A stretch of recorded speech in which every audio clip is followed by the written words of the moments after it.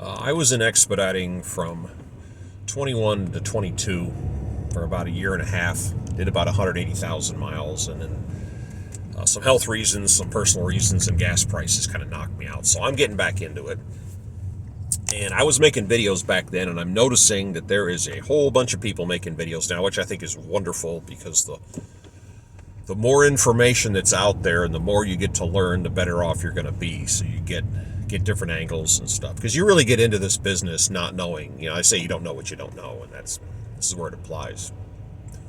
So the question comes up, which van should I get?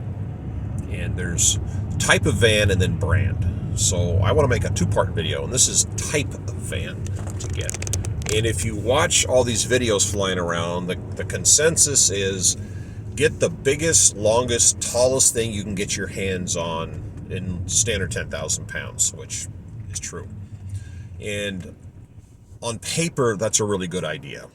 In practice, you might want to back off from the real big, and I'll tell you why. The people that advocate for the biggest, hugest, most monstrous van out there, go back on their pages and watch the videos they post, of themselves loading and unloading. They put a camera inside or outside and they film. It's kind of cool. Go back and watch their videos. How big is the load they're putting in or pulling out of their van? More times than not, it's one skid, and it's not up to your knee. Sometimes it's a double load that fits on one skid that goes up to your waist. Sometimes it's two pallets that go up to your waist. There aren't a whole lot of loads that are up here. There just aren't. I had the tallest Ford van out, the taller. I had about this much headroom in my van. I'm 6'4", so that's how much space. And I remember exactly one time I carried a load that was up by my eyeballs. It only happened once in 180,000 miles. I did carry a dump truck load of single pallet loads that did not come to my knees. I have carried a box this big. I have carried what was the equivalent of a pack of cigarettes. I've carried an envelope.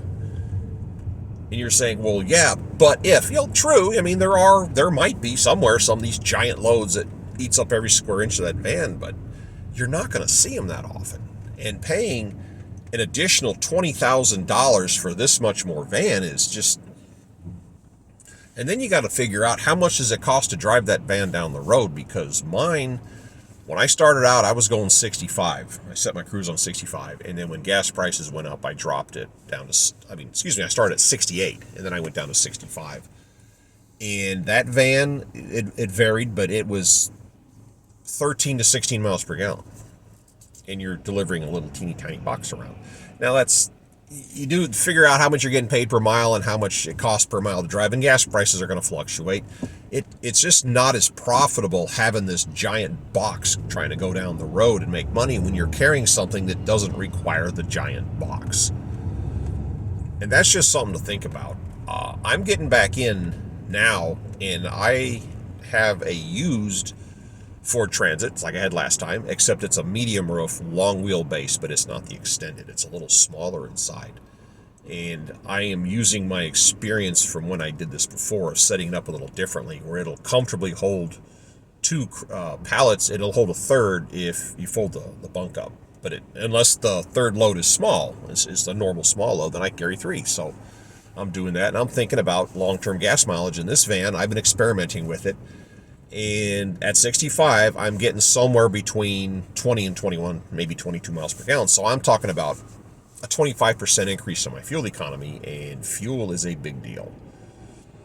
So when you're new going into this business, this is what I call it, going in heavy or going in light.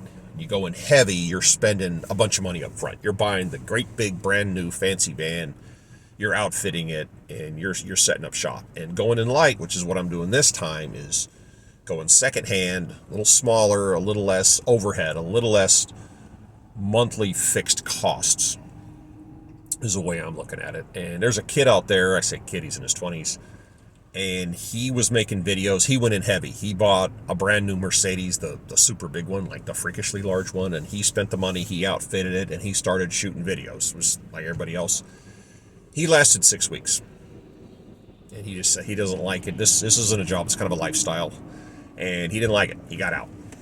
So now he's in all this money, and it's, that new vehicle, you buy it, and then its value just falls off. So he's kind of caught in a conundrum. He kind of disappeared off the YouTube. I haven't seen him in a while, so I don't know what he's doing. But that's what you got to think about: going heavy or going in light. And again, big vans are great. Big vans are wonderful, but for that 1 out of 75 loads where you actually need all that space, you could save yourself a lot of money on the startup and a lot of money on your fuel by maybe backing down a little bit.